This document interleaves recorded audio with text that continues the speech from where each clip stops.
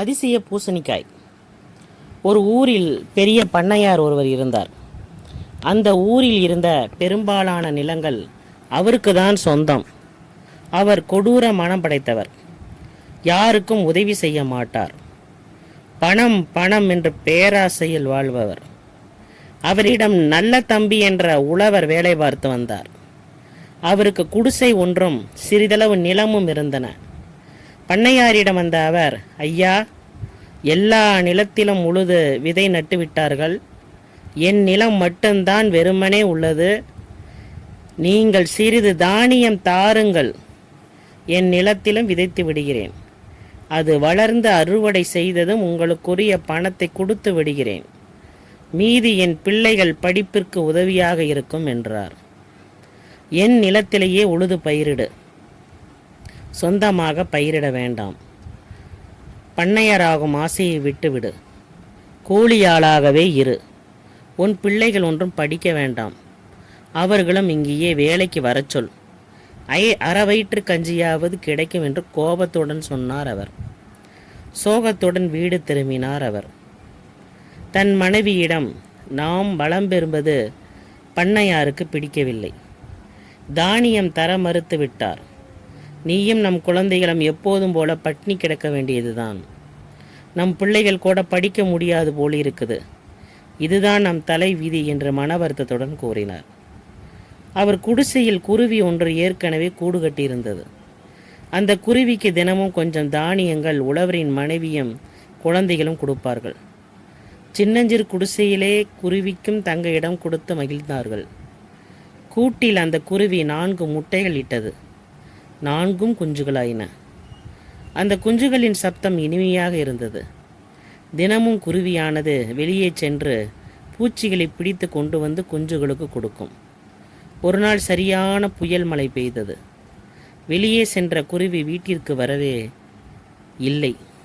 பாவம், குஞ்சுகள் பசியால் கத்தியது.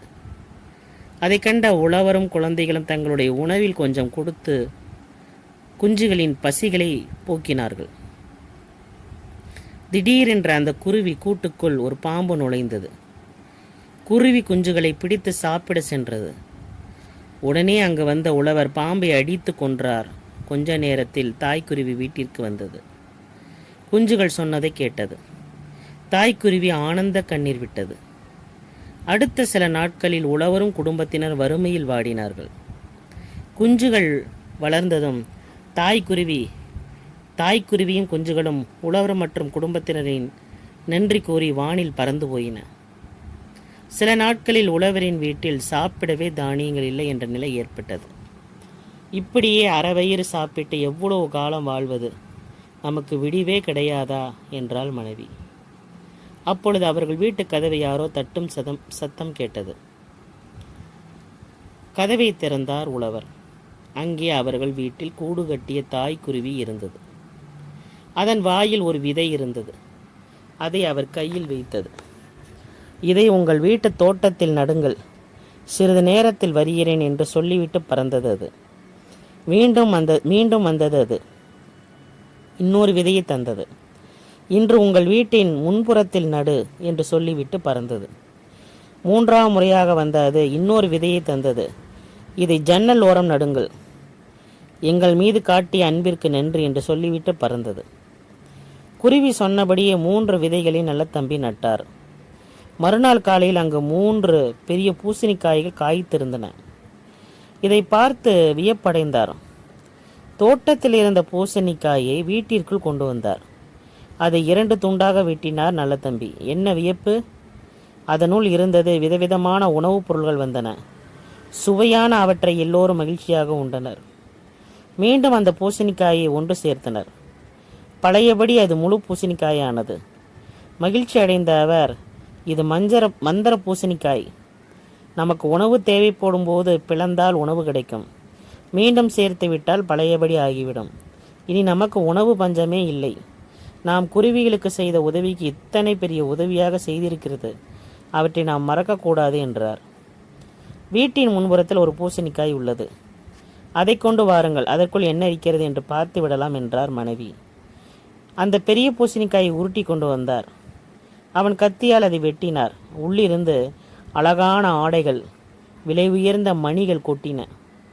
அதற்குள் அவரது குழந்தைகள் ஜன்னலோரம் இருந்த 3வது பூசணிக்காயையும் கொண்டு வந்து கொடுக்க நல்ல தம்பி அதை வெட்டினார். அதற்குள் இருந்து பொற்காசுகள் கொட்டின. அதன் பிறகு அவரும் மனைவியும் குழந்தைகளும் நல்ல உணவு உண்டனர், விலை உயர்ந்த ஆடைகளை அணிந்தனர், மிகப்பெரிய வீடு ஒன்றை கட்டத் தொடங்கினார்கள். பெரிய பள்ளியில் படிக்க அவரது குழந்தைகள் சென்றார்கள். நல்ல தம்பி தன்னை போல் ஊரில் கஷ்டப்பட்டவர்கள் அனைவருக்கும் உதவி செய்ய தொடங்கினார். உழவர் சில நாள்களில் செல்வந்தனானதையும் தன்னை விட பெரும் புகழ் பெற்றதையும் அறிந்தார் பண்ணையார். உழவரின் வீட்டிற்கு வந்த அவர், டேய் நல்ல தம்பி, உனக்கு எங்கிருந்து இவ்வளோ செல்வம் கிடைச்சது, உண்மையே சொல்லு என்று கேட்டார்.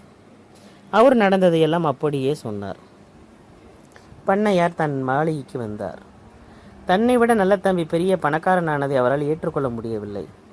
பொறாமை குணம் படைத்த அவர் எப்படியாவது மேலும் செல்வம் சேர்க்க வேண்டும் என்று நினைத்தார். வீட்டின் மேல் பகுதியில் குருவி ஒன்றை அவரே செய்தார். குருவிகள் அவரும் அதில் தங்கும் என்று எதிர்பார்த்தார். அவர் எண்ணம் ஈடேறியது. ஒரு குருவி வந்து அந்த கூட்டில் தங்கியது. 4 முட்டைகள் இட்டது. 4 குஞ்சுகள் வெளியே வந்தன. பாம்பு வரவே இல்லை. பொறுமை இழந்த அவர் ஊரில் இருந்த பாம்பாட்டியிடம் சொல்லி பெரிய காருநாக பாம்பை வீட்டில் கொண்டு வந்து குருவி வீட்டிற்கு அருகில் விட்டார். அந்த பாம்போ பசியில் இருந்ததால் ஓடிப்போய் 3 குஞ்சுகளை சாப்பிட்டு ஏப்பம் விட்டது. ஐயோ, நான் நினைத்தது ஒன்று நடந்தது ஒன்றாகி விட்டதே என்று ஒரு பெரிய கம்புடன் குருவிக்கூட்டை நெருங்கினார். பாம்பை அடித்து நொறுக்கி வெளியே போட்டார். மீதி இருந்த ஒரு குஞ்சை காப்பாற்றியது போல் நடித்தார். வேலை தவறாமல் உணவு அளித்தார். சில நாட்களில் தாய்க்குருவியும் ஒரு குஞ்சும் கூட்டை விட்டு வெளியேறியது. 3 விதைகளுடன் குருவி மீண்டும் வரும். அரசனை விட செல்வன் ஆவேன் என்ற எண்ணத்தில் காத்திருந்தார் அவர். அவரை எதிர்பார்த்தபடியே கதவை தட்டியது குருவி. அவரிடம் 3 விதைகளை தந்தது. ஒன்றை வீட்டின் பின்புறம் நடு, 2வதை வீட்டின் முன்புறம் நடு, 3வதை கிணற்றோரம் நடு என்று சொல்லிவிட்டு பறந்து சென்றது. எண்ணம் நிறைவேறியது என்று மகிழ்ந்தார் அவர். 3 தானியங்களையும் நட்டார். மறுநாளே 3 பெரிய பூசணிக்காய்கள் காய்த்திருந்தன. தோட்டத்தில் இருந்த பூசணிக்காயை வீட்டுக்குள் கொண்டு வந்தார்.